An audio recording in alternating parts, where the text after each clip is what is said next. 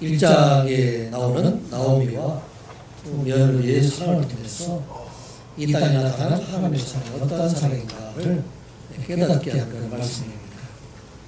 남편과 두 아들을 잃은 나오미는 자기의 아픈 현실을 생각하기보다는 오히려 자기 두 며느리가 자기 어머니 곁으로 돌아가 새로운 가족을 이루며 행복하게 살 것을 권면하고 있고, 또 두 며느리는 홀로 된 시어머니가 고향에 돌아가서 혼자 살기를 안타깝게 생각하고 자기의 부모 고향을 떠나서 오직 홀로 된 시어머니를 봉양하고자 그리고 함께 따라가기를 원하는 그런 마음을 통해서 우리 사람에게 나타나는 하나님의 사랑이 어떤 사랑인가를 깨닫게 하는 말씀이 됩니다. 시어머니의 행복한 본인의 둘째 며느리 오르반은 자기 고향으로 돌아가게 되지만 첫째 며느리 룻은 더욱더 자기 시어머니 나오미를 따라서 어머니의 고향인 베들레헴으로 돌아가게 됩니다. 그들이 베들레헴에 도착했을 때에 그때가 바로 벌이 추수하던 때이다, 그렇게 기록하고 있습니다.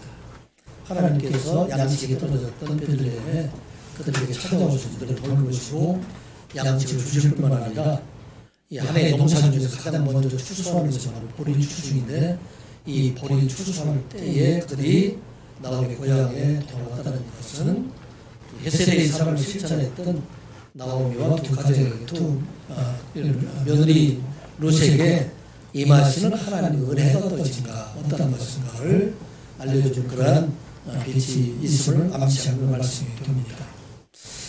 지난번에 이 말씀을 통해서 이 땅의 진실로 하나님의 사랑을 실천하는 그리스도인들이 필요한 때이다 하는 생각을 가지게 됩니다. 반복해서 여러분들이 말씀드리지만 진실로 그리스도의 사랑, 그 사랑은 전적으로 타자의 입장에서 그들을 먼저 생각하는 사랑, 헌신적인 사랑이 바로 그리스도의 사랑, 헤세드의 사랑이다 하는 것을 생각해 보게 됩니다. 우리 가정에서부터 이 사랑이 실천됐어.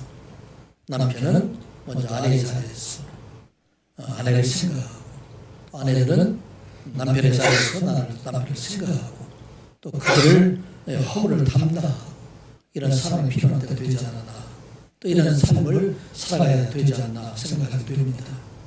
이런 부부의 사랑 안에서 자녀들이 그 사랑을 배우고 서로 형제간에 사랑하고 또 부모를 공경할 뿐만 아니라 나아가서는 이웃사랑을 실천해서 온 땅에 서로 사랑하는 그런 나라가 이루어졌으면 좋겠다 하는 생각을 가지게 됩니다. 이러한 사랑이 우리 지도자들에게 임했으면 얼마나 좋을까 하는 생각을 가지게 됩니다. 오늘날 정치의 현실을 보면서 참으로 이 헤세드의 사랑이 이 정치의 현실에 있었으면 얼마나 좋을까 하는 생각을 하게 됩니다. 우리나라 국회의원들 중에서 기독교의 비율이 저는 41%까지 이렇게 높았었는데 지난번에 30% 정도 됩니다. 30%니까 90명 정도 되죠. 천주교인도 27명, 27%가 되니까 80명 가까이 되는데, 그래서 예수 그리스도를 아는 사람들, 이런 사람들이 현재 국회의원들이 56%, 60% 가까이 되는데, 그들 중에서 누구도 상대방을 사랑하는 사람, 국민을 사랑하는 사람들은 찾아보기가 참 어려운 그런 때가 살고 있지 않나 생각을 가지게 됩니다. 진짜 그들은 자기만을 사랑하고 자기 힘만을 사랑하고 정권만을 사랑하는 자들이 아닌가 하는 생각을 가지게 됩니다. 그들을 보면 참 사람의 모습이 아니라 오직 먹이만을 찾아다니는 짐승과 같은 그런 모습들이지 않나 하는 생각을 가지게 됩니다. 오늘 진실의 헤세드의 사랑, 이 사람의 모든 그리스도인들을 시작했어. 이 땅에 우리가 실천함으로 인해서 이 땅에서 하나님의 사랑이 나타났어. 참으로 서로 사랑하는 나라로 세워가는 일에 우리가 적지만 우리 선한 교회부터 시작을 하고 우리들의 가정부터 시작했어. 이 일이 널리 이루어져가는 그날 손겨울 수 있도록 함께 힘쓰고 기도하는 저와 여러분들이 되시기 바랍니다. 모압 땅에서 헤세드의 사랑을 가지고 베들레헴에 돌아온 나오미의 가정을 위해서 하나님께서 놀라운 일들을 준비해 주셨다 하는 것을 우리가 지난주에 이렇게 말씀 같이 나눠보았습니다. 하나님께서는 나오미의 남편 엘리멜렉의 친족 중에서 고해를 실천할 유력한 그러한 지도자 보아스를 준비하신 것을 보게 됩니다. 이 보아스가 누구인가 정확하게 성경에 설명하고 있지만 바로 그의 어머니 라합은 여리고 성의 기생으로 있던 사람으로 여호수아가 두 족장을 살려주고 보내는 두 족장을 살려주고 여리고 성을 완전히 멸망을 당할 때 그것이 구원받은 그런 가정이 됩니다.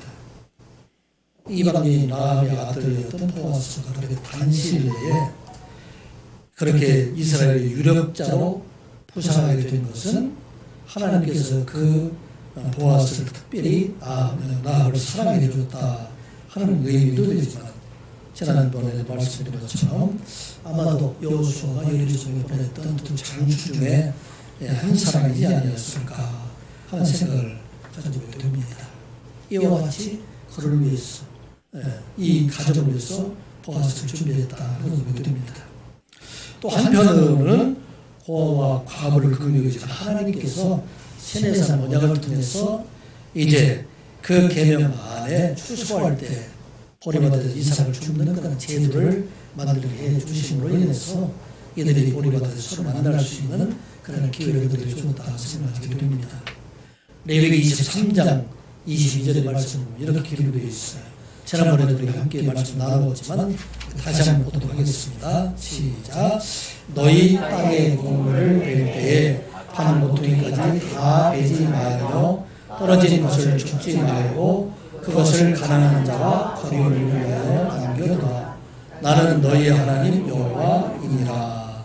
아멘. 이 계명에 따라서 모압년이었던 룻이 하나님께서 주신 계명을 따라서 시어머니 나오미를 봉양하기 위해서 이 보리삭을 줍기 위해서 보리밭에 나아가서 보리삭을 줍는 후에 우연히 보아스의 밭에 이르렀다. 그렇게 성경에 기록을 하고 있습니다. 그런데 그 보아스가 그곳에 이르렀을 때 마침 베들레헴에서 추수하면서 내려왔던 자기 밭에 내려왔던 보아스가 그곳에 가게 되어서 서로 만나게 되었다. 그렇게 말하고 있습니다. 성경에서는 보아스는 우연히 그 밭에 갔고 또 그 간 발견한 마침 그때 보아스가 그 밭에 이르렀다. 그렇게 말하고 있는데 이것은 시간과 공간 안에 살고 있는 우리가 전에 있는 일도 다른 사람이 알지 못하고 미래를 알지 못하는 우리에게는 우연한 일처럼 보이지만 시간과 공간을 청구하신 하나님의 입장을 보면 이것은 우연이 아니라 필연적인 일이다 하는 말씀입니다. 보아스의 밭으로 룻이 가는 것을 하나님께서 아시고 그 시간에 그 밭으로 보아스를 보내는 것도 하나님께서 아십니다 하는 것입니다. 하나님께서는 이 하나님의 실천한 하나님의 사랑을 실천한 나오미와 룻의 가정을 통해서 온 땅에 하나님의 사랑을 나타내고자 그들을 만나게 해서 바로 하나님의 실천한 예정이었다. 그래서 우리가 깨닫게 됩니다. 이 말씀을 통해서 우리가 다시 한번 또 기억해야 할 것은 그리스도 안에서 우리 모든 만남들은 하나님의 계획 안에 있는 필연임을 우리가 잊지 말아야 된다 하는 것을 우리가 깨달아야 됩니다. 우리가 부부가 서로 만나서 가정을 이루는 것 그래서 우연한 일들이 아니라 하나님께서 만세자예요. 왜냐하면 우리 하나님은 시간과 공간을 초월하신 분이기 때문에 그들의 하나님을 다 아시는 분이십니다. 그래서 그를 만나게 해 주신 분도 하나님이시고 사랑하는 자녀들을 낳게 하신 것도 바로 하나님이시고 우리가 한 교회 안에서 예와 같이 만나서 예배 드리는 것도 바로 하나님께서 만나시게 하신 그런 필연적인 일이며 학교와 직장 그리고 사업장에서 수많은 사람들을 만나게 하는 일들이 다 우리 하나님께서 교회로 주시는 것이다 하는 우리가 잊지 않고 이 만남을 주신 하나님의 사랑으로 서로 사랑하며 숨기는 잘 살아가는 여러분들 되시기 바랍니다. 오늘 본문은 헷세대의 사랑으로 시작되는 룻과 라합의 가정을 위해서 하나님께서 보아스를 예비해 주셨는데 이 보아스의 그 모습을 보게 되면 철저하게 그리스도의 예표된 모습이 나타나게 됩니다. 이 보아스를 통해 나타나신 우리에게 보여준 그리스도의 사랑이 어떠한 사랑인가 하는 우리가 기억하고 우리 모두가 예수 그리스도를 믿는 자들인데 이제 그리스도의 사랑으로 살아갈 것을 그리고 그 그리스도 안에서 영원한 생명을 얻은 자로 살아갈 것을 말씀해 주시는 것. 이게 바로 오늘 우리에게 주시는 말씀입니다. 오늘 우리에게 주신 보아스를 통해서 나타나신 그리스도의 사랑은 첫 번째 어떤 사랑입니까? 연약한 자들을 긍휼히 여기는 마음이 바로 그리스도의 사랑이다 하는 것을 말씀하고 있습니다. 이 긍휼하심이라 하는 것은 바로 하나님의 마음이라는 것을 우리가 잊지 말아야 됩니다. 죄로 인해서 수고는 여망이 없는 우리들을 살리시기 위해서 하나님께서 직접 사람이 되셔서 세상에 오셔서 우리를 위하여 죽으시고 그를 믿는 모든 사람들에게 구원을 주시는 것, 이게 바로 긍휼히 여기시는 하나님의 사랑이다 하는 것을 말씀하고 있습니다. 그래서 우리가 이제 이 땅을 살아갈 동안에 긍휼히 여기는 마음을 가지고 살아간다는 이야기는 우리의 가까운 형제와 이웃, 우리가 사랑할 수 있는 사람들을 넘어서 모든 사람들을 사랑할 수 없는 자까지 사랑하는 마음을 가지고 살아가는 것, 이게 바로 긍휼히 여기는 마음이다 하는 것을 말씀하고 있습니다. 8절과 9절, 10절 말씀 우리 같이 보도록 하겠습니다. 보아스가 롯에게 이르되 내 딸아 들으라. 이삭을 주로 다른 밭으로 가지 말며 여기서 떠나지 말고 나의 소녀들과 함께 있으라. 그들이 베는 밭을 보고 그를 따르라.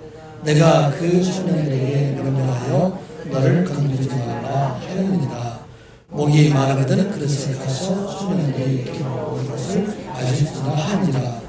롯이 엎드려 얼굴을 땅에 대고 절하며 그에게 이르되 나는 이 마음의 일을 당신이 역사하여 내게 그를 주시며 나를 도우시리라 하니. 아멘. 이 보아스는 이스라엘의 유력자이다 이렇게 소개를 하고 있습니다. 유력자에는 상당한 높은 지위에 있는 지도자라는 말씀입니다. 그 힘도 있고 재력도 있고 권세도 있던 그런 사람이었습니다. 그런데 모압 여인인 룻을 보여서 부를 때 내 딸이다 그렇게 부르고 있습니다. 사실은 이스라엘 백성들은 이 모압 여인들을 혐오했던 그런 사람들이 됩니다. 나중에 두 사람이 사이에서 고백이 살아나게 되지만 지금 보아스에게는 육적인 어떤 사랑이 아니라 진실로 고향을 떠나고 부모를 떠나서 곳에 온 그러한 여인에 대해서 즐기는 여기는 마음으로 내 딸이다 그렇게 부르게 됩니다. 그리고 말하기를 이삭을 주우러 다른 밭으로 가지 말라 그렇게 권면하고 이런 것을 보게 됩니다. 이것은 어떤 의미가 될까요? 다른 밭에 가서 이삭을 줍지 않더라도 이 밭에서 이삭을 주는 것을 충분하게 너희가 얻을 수 있도록 내가 해주겠다 그런 의미가 되고, 또 모압 여인들을 모압 사람들이 혐오하는 사람들이 되기 때문에 다른 사람들이 혹시 위험한 상황이 되지 않도록 그를 보호해주겠다 하는 그런 의미로 지금 내 밭에서만 지금 이 이삭을 주라 그렇게 말하고 있습니다. 또 나의 소녀들과 함께 있으라 그렇게 말하고 있습니다. 이것은 어떤 의미가 될까요? 나의 소녀였던 이스라엘 사람들과 동일하게 같은 그런 우리 사람으로 생각하고 있다 하는 것을 말하고 있습니다. 그리고 보리를 베는 사람들의 뒤를 바짝 쫓아가면서 그 보리 이삭을 내가 먼저 죽도록 해야겠다 그렇게 말하고 있습니다. 여러분들 보리 이삭을 주워본 사람들이 있나요? 여러분들 중에서 아마 젊은 사람들은 보리 이삭을 주워본 사람들은 없을 거예요.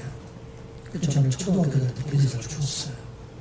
그때 이 보리밭에 남들이 추석을 다 끝나간 그런 보리밭에 가서 그 보리밭을 주워서 그것을 탈부를 해가지고 그걸 가지고 학교분들 살기도 하고 학교에서 거둬들이기도 하기도 합니다. 이렇게 보리밭을 주는 사람들에게 보리밭 하나를 이렇게 발견하게 되면 얼마나 마음 기쁜지를 모릅니다. 그런데 지금 롯에게 어떤 게 있으니까 보리 추수하는 그 사람 뒤를 또 쫓아가면서 거기서 보리를 시작을 주라.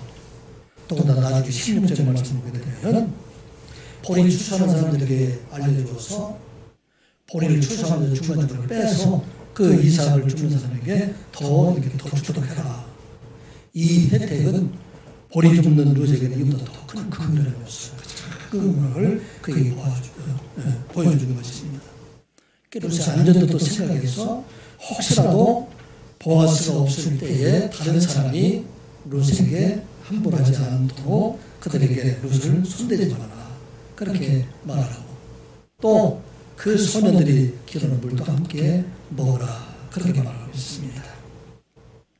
이방 여인 룻에 대해서 이 보아스가 얼마나 세밀하고 철저하게 그를 보살피고 있나 하는 것을 생각이 됩니다. 이게 바로 처녀보는 이방인에 대한 그 긍휼하심이 얼마나 큰가에 대해서 우리들에게 보여주고 있는 말씀입니다. 신학적으로 하나님의 속성에는 크게 보면 네 가지 정도로 말하고 있어요. 하나님은 거룩하신 하나님이시다.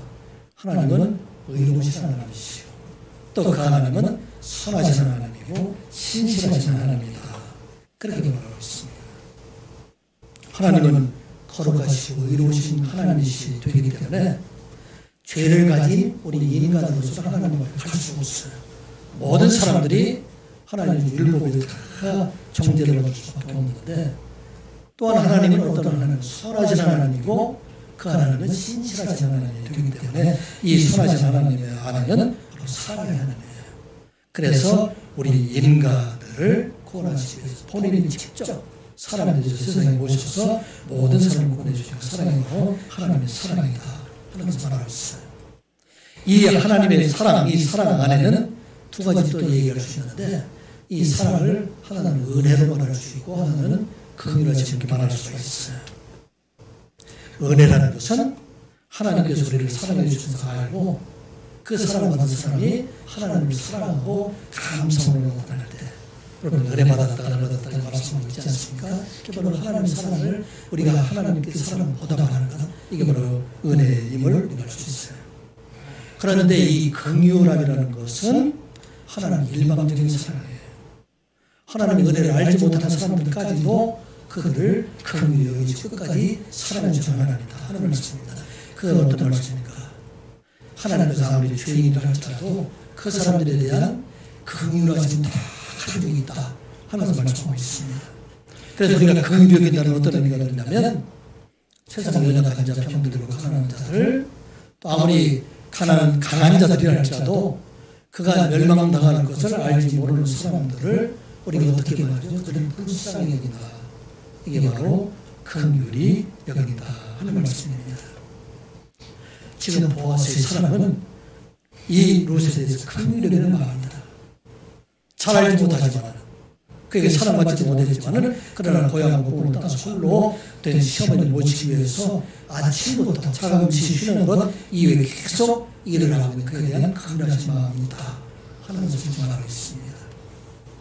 예수님께서 세상에 나오셔서 하신 사역 중에서 특별히 죽은 자를 살리시고 병든 자를 고치시고 귀신 들린 자를 쫓아내는 이 모든 일들 이것은 바로 하나님의 긍휼하심 예수님의 긍휼하셔서 나온 것이다 하는 것을 우리가 알게 됩니다. 그들이 많은 기도를 해가지고 왜 그랬을까요?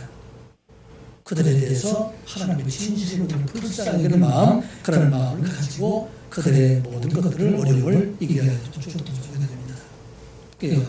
예수님의 사역 안에서 이적과 기사를 행하기를 항상 이렇게 따라오는 말씀 중 하나가 그들을 긍휼히 여기셨다. 불쌍히 여기셨다. 그렇게 말하고 있습니다.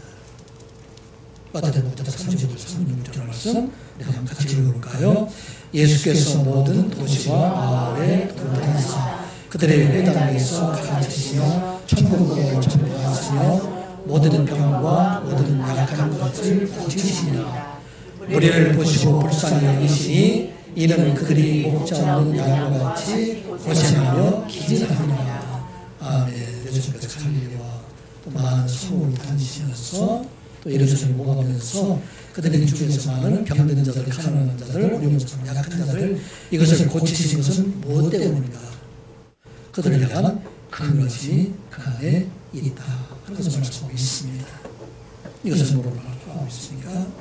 우리가 죄인이었을 때 우리 하나님께서 사랑하시는 것은 바로 긍휼하심이다 하는 것을 말씀하고 있습니다.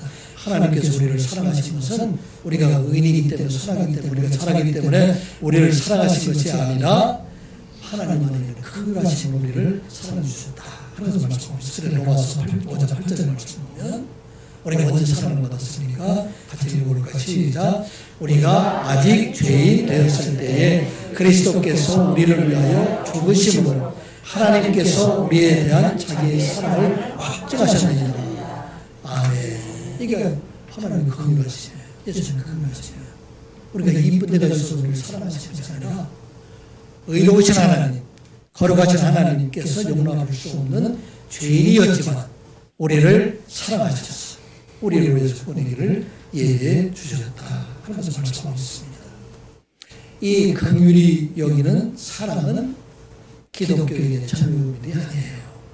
다른 종교에도 이런 긍휼이 있어요. 여러분들 불교하게 되면 여러분들 대표적인 불교는 무엇을 얘기하다고 하죠? 불교는 자비라고 하죠. 자비와 금통이라는 의미예요. 천주교에도 이런 사랑이 있고 다른 종교들도 이런 사랑이 있습니다. 다른 사람은 진짜 그들의 입장에서 긍휼이나 그들의 생각하는 그런 마음을 갖게 될 때 우리는 긍휼이라는 마음을 가지고 있다. 그게 바로 그리스도의 마음이다. 물론 구원을 얻는 것과는 다른 문제이지만 그런 게 바로 하나님의 마음이다 하는 것을 말하고 있어요. 이 긍휼히 여기는 사람들의 대표적인 사람 중에 하나가 여러분들 천주교인은 테레사 수녀를 여러분 잘 알고 있을 거예요. 이 테레사 수녀는 1910년 북마케도니아 옛날에 알바니아라고 이렇게 말하고 있었는데 그 스코페라는 지역에서 태어나게 됩니다. 그의 이름은 좀 복잡한데 아레지 곤제 보야 지우 라는 게 도움의 이름이래요. 처음 들어보는 이름이에요. 그래서 그가 세례를 받을 때 그 세례의 명이 바로 테레사입니다. 그 아버지는 부유한 가정에 태어났는데 아버지의 상황으로 갑자기 지금 어려워지게 되니까 이 보야지우라는 이 여인이 수녀가 되고 결혼을 하게 됩니다. 그래서 세례의 명이 테레사라는 이름이에요. 이게 아기 예수의 성녀라는 이름이 됩니다. 그래서 그가 21살을 되었던 1931년부터 시작해서 1947년까지 인도에 홀가다는 곳에 가서 선생님으로 이렇게 활동을 하게 됩니다. 그 선생님을 하다 보니까 고통하는 그런 인도 사람을 많이 보게 됩니다. 그래서 그 인도 사람들을 통해서 고민하는 중에 그걸 바라보는 중에 이 고통받고 있는 이 가난한 인도 사람을 돌보라 하는 소명을 받고서 그때부터 인도에 거리를 나섰습니다. 처음에는 대부분 힌두교인들이 되기 때문에 이 테레사 수녀의 도움을 다 거절하다가 그의 진심을 깨닫게 되고 그가 이제는 자기의 옷을 벗어버리게 되고 수녀의 목자를 벗어버리고 그가 인도의 전통 문화에 살이라는 흰 옷을 이렇게 둘러쓰는 그 옷을 입고 들어가게 됩니다. 비밀전에 들어가서 집어먹는 사람들, 고아들, 미혼모들, 여러 다양한 버리는 사람들, 이런 사람들을 돌보고 죽어간 사람들, 많은 사람들을 돕기 시작합니다. 자기와 아무 관계 없는 사람들, 마케도니아에 있던 사람, 인도에 갔어. 그것도 비밀거리를 들었어. 버리는 사람들, 미혼모가 사람들, 이게 어떤 그게 바로 긍휼합니다. 이게 하나님의 마음이다 하는 것을 말하고 있습니다.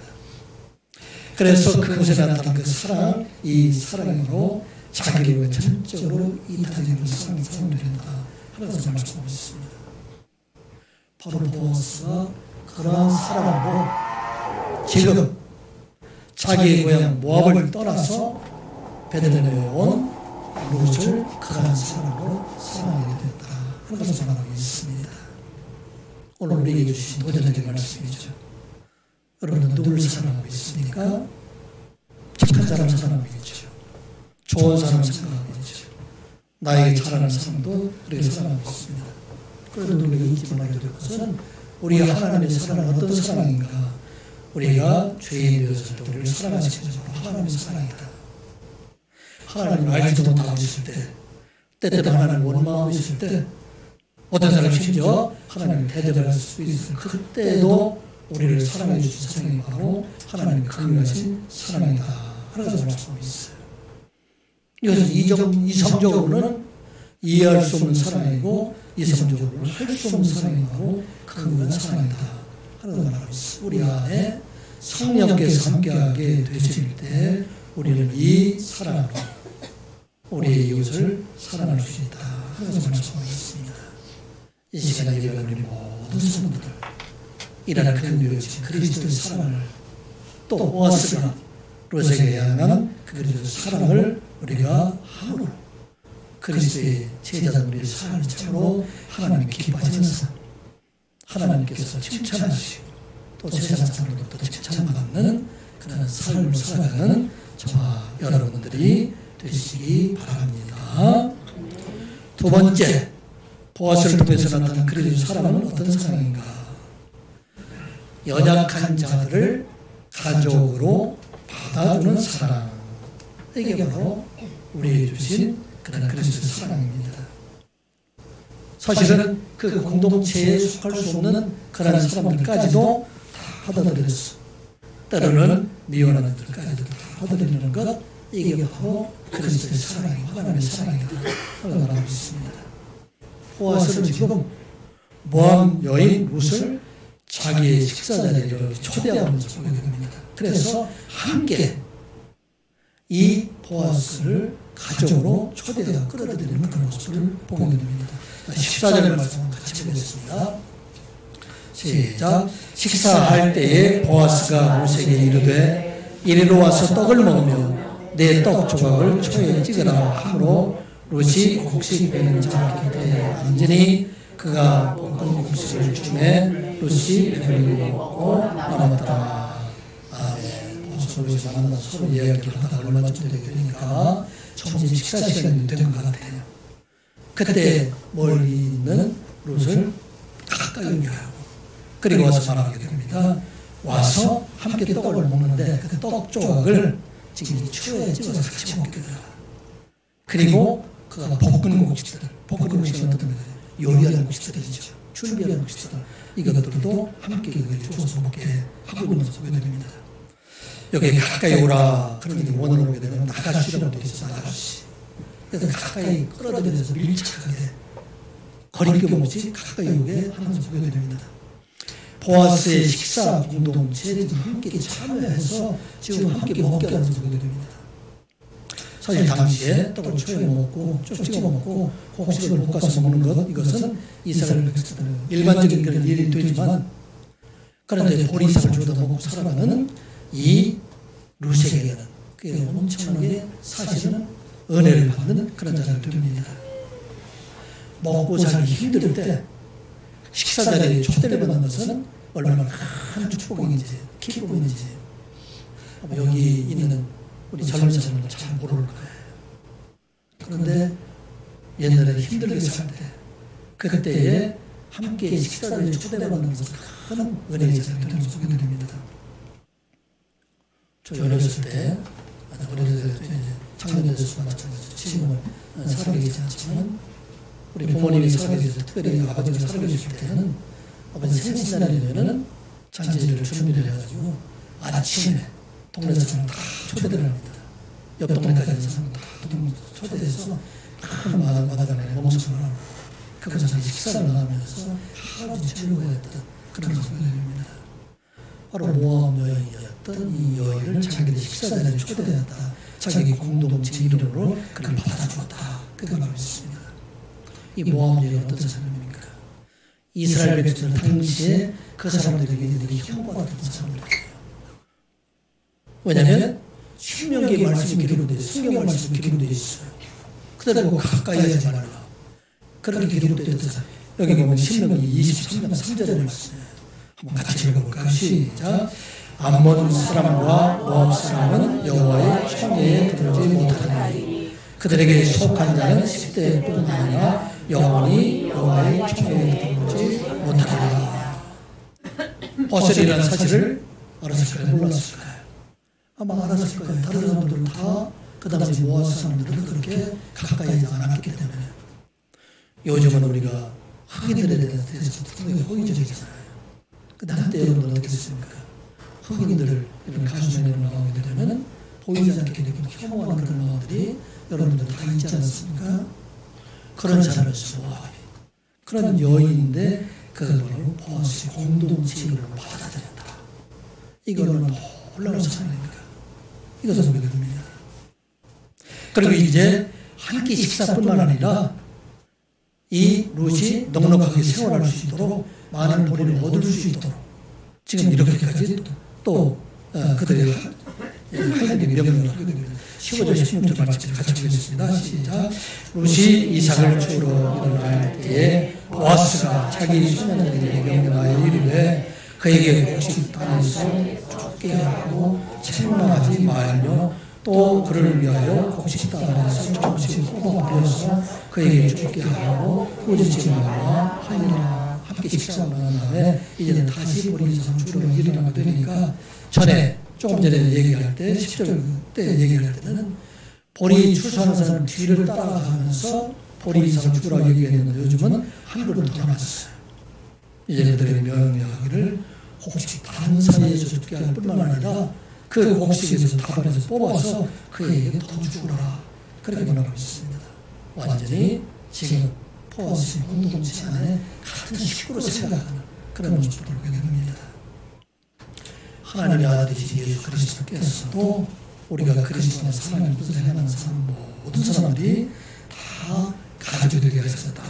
그렇게 성경을 말씀하고 있습니다. 예수님께서 말씀을 전하게 될 때 그것을 밖에서 예수님의 형제와 어머니가 찾아온다고 말씀하셨을 때 그때 예수님께서 그 말씀을 자리에서 하신 말씀 이런 말씀하셨어요. 마태복음 12장 48절에서 50절까지 말씀 같이 한번 보겠습니다. 시작. 말하던 사람에게 대답하여 이르시되 누가 내 어머니이며 내 동생들이냐 하고 손을 내밀어 제자들을 가리켜 이르시되 나의 어머니와 나의 동생들을 보라. 누구든지 하늘에 계신 내 아버지의 뜻대로 하는 자가 내 형제요 자매요 어머니라 하시라. 아멘. 가족이 되는 사람은 어떤 사람이에요? 예수 그리스도 안에서 하나님의 뜻대로 하는 자, 하나님의 뜻대로 하는 자는 누구일까요? 예수 그리스도를 믿는 사람들, 그 안에 하나가 된 사람들, 구원받는 백성 모든 사람들이 그리스도 안에서 모두 다 하나님 형제 자매가 하나가 나와 있습니다. 이 시간 예배하는 우리 모두가 그리스도 안에서 가족이 나를 위해서 하나님 가족으로 삼아 주셨다. 그래서 말씀하고 있습니다. 이 시간 예배하는 모두가 다 하나님 안에서 하나님 공동체가 되었다. 하나가 나와 있어요. 이것을 또한 무엇을 말하고 있습니까? 보아스가 이방 여인이었던 모압을 한 가족 공동체로 받아들이는 것처럼 우리도 이 땅을 살아갈 동안에 함께 할 수 없다고 생각하는 그 사람들도 우리가 그 사람으로 우리 가족 공동체로 하나가 되는 삶을 살아가라 하는 말하고 있어요. 여러분들 중에서 그런 사람들 있잖아요. 저 사람은 도저히 밥을 먹을 수 없다고 생각하는 사람들, 함께 할 수 없다고 생각하는 사람들, 그 사람들까지도 우리의 가족 공동체를 받아들이는 자들이라. 이거 바로 그리스도의 사랑이에요. 우리에게 보여준 사랑이에요. 보아스의 사랑으로 크다는 사랑으로 우리를 품어주고 가족 공동체 안에 우리에게 함께하게 하셨다는 말씀입니다. 오늘 우리에게 주신 소명을 기억하고 제가 말씀드리는 다 어려운 말만 해요. 할 수 없는 말만 지금 여러분들이 하고 있습니다. 그런데 이것이 그리스도의 사랑하는 사람들이 반드시 해야 될 하나님의 명령이에요. 왜? 이게 바로 긍휼이 되는 마음이고 이게 바로 하나님의 사랑이기 때문이다 하는 걸 내가 기억하고 이해를 할 수 없을 때 우리는 하나님을 구하고 하나님의 지혜를 구하고 하나님의 성령을 구해서 참으로 세상의 사람과 다르게 우리는 이 땅에 할 수 없는 자들까지 우리 가족 공동체 영접하는 삶, 이런 삶을 살아가는 저와 여러분들이 되시기 바랍니다. 또한 보아스를 통해서 우리에게 주신 그리스도의 사랑은 온전한 그런 상을 얻게 하신다 하는 것을 말씀하고 있습니다. 보아스를 통해서 주신 상은 어떤 상이냐? 이루세계 온전한 상을 주게 한 것처럼 우리도 이 땅을 살아갈 동안 이제는 온전한 상을 받은 자로 살아가는 자로 말씀합니다. 이 온전한 상은 무엇일까요? 이 온전한 상은 영원한 생명과 영원한 평강을 말하고 있어요. 그래서 우리가 이 땅을 살아갈 동안에 이제는 룻이 받았던 그 온전한 상을 받은 자로 우리도 그 같은 자로 살아갈 것을 말씀합니다. 11절, 12절, 13절 말씀 같이 보겠습니다.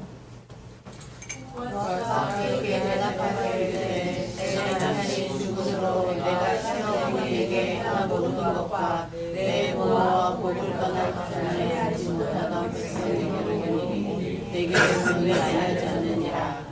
여호와께서 내가 행한 일에 보답하시기를 원하며 이스라엘 하나님 여호와께서 그의 날개 아래 보호를 받으러 온 내게 온전한 삶을 주기를 원하노라 하는지라. 롯이 이르되 내 주여 내가 당신께 은혜 입기를 원하나이다. 나는 당신의 하늘 중 하나도 갖지 못하오나 당신이 이 하늘을 이루하시고 마음을 기쁘게 하는 말씀을 하시나이다 하니라. 아멘. 롯에게 하도 없는 그런 은혜를 베풀어주는 보아스에게 얼굴을 땅에 대고 전하면서 이방인이 있는 나에게는 과분한 은혜를 베풀어주신 참으로 감사를 드립니다. 이렇게 말할 때 보아스는 롯에게 한 말씀을 11절부터 12절까지 이어지는 말씀입니다. 이 보아스는 이미 엘리멜렉에게 돌아왔던 그런 이야기고 그 엘리멜렉을 따라왔던 롯에 대한 이야기를 아마 듣고 있었을 것입니다. 자기의 남편을 보았고 또 타지에 그것도 홀로된 시어머니를 따라서 아무 소망 없이 따라왔던 그에 대해서 이야기를 듣고 있다 하는 것입니다. 그리고 그에게 지금 하고 있는 이야기가 12절의 말씀이죠. 내가 행한 일에 보답받기를 원하며 또 이스라엘 하나님 여호와께 그의 날개 아래 보호를 받으러 내가 내게 온전한 삶을 주기를 원한다 라고 말하고 있습니다. 어머니를 따르는 너에게 지금 영원한 그러한 복을 주기를 원한다 하는 것을 말하고 있습니다. 성경 안에서 주의 날개 아래에 있다 하는 것은 환난한 날을 피할 곳을 주시는 주님의 품 안을 말하고 있어요. 하나님의 품 안을 말하고 있어요.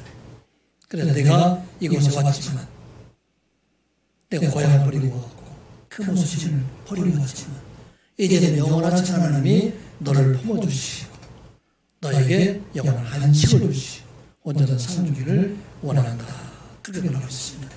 성경 안에서 주의 날개라는 것은 피난처를 말하고 있어요.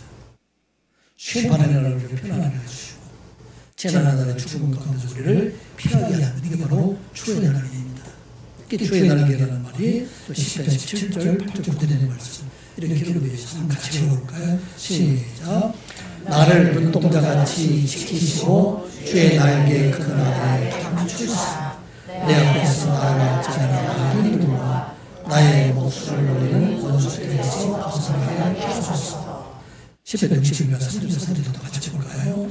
주는 나의 피난처시요 원수를 피하는 견고한 마음의 신이니이다. 내가 영원히 주의 장막에 머물며 주의 날개 아래로 피하리이다. 아멘. 그래서 지금 자기 고향을 버리고 온 그에게 우리 하나님을 영원히 지켜주셔서 그 안에 이제는 모든 원수들로부터 압제로부터 너희를 이제는 보호해주는 온전한 삶을 받기를 원한다. 여기에서 보답하다. 그리고 여기에서 온전한 상이다. 이런 이야기는 원어에서는 어떻게 되어 있냐는 것은 샬롬이라는 게 쓰고 있어요. 샬롬. 샬롬이라는 얘기 많이 듣죠. 온전한 상으로 샬롬을 말하고 있어요. 샬롬은 하나님께서 참 평강이시오. 온 세상에만 생명을 주신 자들에게 주신 온전한 구원을 주문하고 있어요. 그래서 이 구원의 축복, 영원한 평강의 축복 이것을 주시기를 원한다 하는 것을 말씀하고 있습니다. 이 온전한 삶, 내가 내 모든 걸 다 버렸는데 그 모습까지 버렸는데 이제 하나님께서 너에게 참 평강을 주시고 참 구원을 이루게 하십니다 하는 것을 말씀하고 있습니다. 이 온전한 삶이 어떻게 이루어졌어요? 후에 보아스가 롯의 기업 물을 자가 되었어요.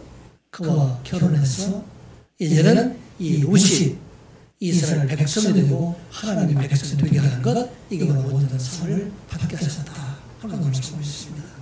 이제는 롯이 혼자가 아니에요. 이스라엘의 유력자인 보아스와 함께 사는 자도 되고 그를 통해서 이제는 다윗이 나오게 되고 다윗을 통해서 온 세상을 구원하신 메시아가 이 땅에 오시셨다 하는 걸 알고 있습니다. 하나님께서는 이 롯에게 보아스를 통해서 온전한 삶을 받게 하실 뿐만 아니라 그 그의 후손으로 오시는 예수 그리스도를 통해서 온 사람 모든 사람들에게, 그를 믿는 모든 사람들에게 하나님과 화목하게 하고 하나님의 사랑 안에 거하게 하고 하나님의 구원의 백성에 이르게 된다. 그 말씀하고 있습니다. 그의 후손으로 오신 예수 그리스도가 이 땅에서 어떤 일을 하셨는가에 대해서 에베소서 2장 14절부터 18절까지 우리가 주신 말씀 한번 읽어보겠습니다. 시작.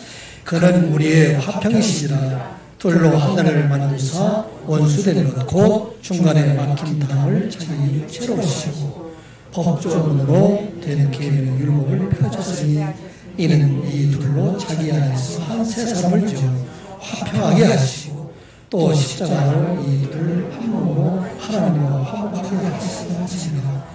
원수된 것을 십자가로 순환하시고 또 오셔서 먼 데 있는 너희에게 평안을 전하시고 가까이 있는 자들에게 평안을 전하셨으니 그런 말로 우리 둘이 한 성령 안에서 아버지께 나음을 얻게 하셨습니다. 우리라는 것은 이방인과 유대인을 말하고 있어요. 모든 사람들이 다 그리스도 안에서 다 화평하게 되었다. 어떻게 이런 일이 이루어졌을까요? 예수 그리스도께서 십자가에 죽으심을 통해서 모든 죄를 졌는 우리를 하나님과 화평하는 길을 열어주시고, 그리고 그 화평으로 우리 모두가 다 화평하게 하셨다 하는 것을 말하고 있습니다. 이 화평이 바로 우리에게 주신 온전한 사랑이다, 온전한 삶이다 하는 것을 말하고 있습니다. 이 시간 예배하는 우리 모두가 그리스도 안에서 온전한 삶 받은 자 되었음을 믿는 저와 여러분들이 되시기 바랍니다. 이 온전한 삶은 무엇일까요? 이 온전한 삶은 우리 그리스도인들 택하신 백성들에게 주시는 영원한 생명의 멸류관과 영원한 안식으로 온전한 삶이다 하는 것을 말하고 있습니다. 그래서 우리가 이 땅을 살아갈 동안에 우리에게 맡겨진 귀한 소명을 다 갑니다. 한번 읽어볼까요? 디모데전서 4장 7절 8절 시작. 나는 선한 싸움을 싸우고 달려갈 길을 마치고 믿음을 지켰으니 이제 앞으로는 나를 위하여 의의 멸류관이 예비되었으므로 곧 의로우신 재판자라. 그날에 내게 주실 것이며 내게만 아니라 주의 나라에 사시는 모든 자에게도 이르리니. 아멘. 모함이 우리에게 주신 가장 큰 축복은 어떤 축복이에요? 그 모습의 시련에서 벗어나서 하나님 나라에게로 돌아오게 하고 그에게 보아스의 아내가 되게 했어. 이제는 하나님 백성이 되게 하고 그의 후손을 통해서 그리스도의 세상에 모신 것, 이게 큰 온전한 삶이다. 이 시간 예배하는 우리 모두가 그 안에서 온전한 삶 받은 자 되어서 우리가 기억하고 이 땅을 살아갈 동안 우리에게 맡겨진 선한 삶을 다 싸우고 이제 마지막 날에 영원한 생명을 얻은 자, 영원한 안식을 얻은 자로 살아가는 여러분들 되시기를 주님의 이름으로 축복합니다. 기도합니다. 아버지 하나님, 오늘도 하나님의 말씀을 듣게 하여 주시니 감사드리옵나이다. 말씀 때로는 이해하기도 어렵고 힘든 말씀이지만 또 실천하기 어려운 말씀이지만 이 말씀 하나님의 말씀임을 깨닫는 저희들 되게 하여 주시옵소서. 헬스에서 큰 은혜의 마음을 가질 수 있도록 인도하여 주시고 올해 가족까지도 사랑의 공동체 안에 함께하는 삶을 살아갈 수 있도록 인도하여 주시며 이러한 삶을 통해서 온전한 삶을 얻은 자로 이 땅을 살아갈 뿐만 아니라 마지막 날에 생명을 얻은 자 온전한 평강의 나라의 이름 저희들 되게 하여 주시옵소서. 예수님의 이름으로 기도드리옵나이다. 아멘. 찬송가 304